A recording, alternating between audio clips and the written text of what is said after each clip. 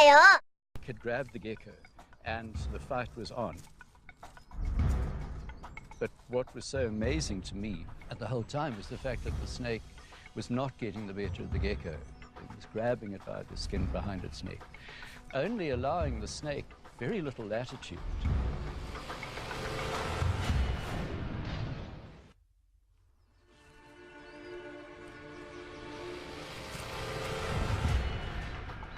This particular gecko decided to try and overpower the snake or get away from him. And we can actually see him clamping down the snake's jaws with his own mouth in an effort to avoid being bitten by the snake.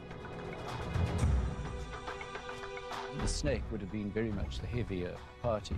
It was about 80 centimeters long. The body of the gecko was about that. The gecko is much fatter and bigger than the snake. The snake was not getting the better of the gecko. It was grabbing it by the skin behind its neck, only allowing the snake very little latitude. The gecko hangs on to the snake. The snake tries to move away and the gecko hangs on. At one point, we can even see the gecko hanging on to a piece of branch while the snake is trying to pull him in the opposite direction. It is truly an amazing sight. The way that this little guy is absolutely fighting for his own survival. It's no surprise really that this gecko decided to fight back. Geckos are very territorial, they are very aggressive little lizards, and you often see, especially these tropical house geckos, without their tails.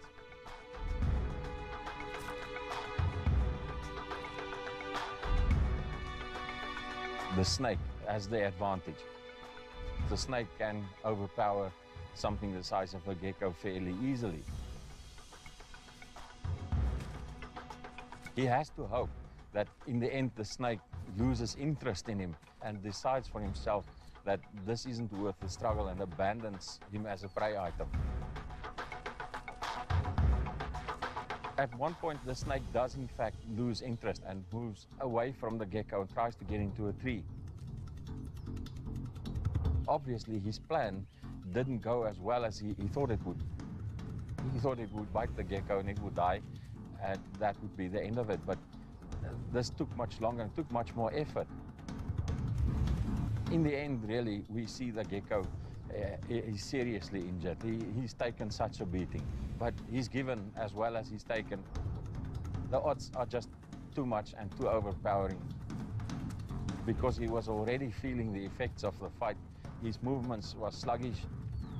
This caught the eye of the snake, and the snake decided to return and attacked him a second time, and this was the fatal attack.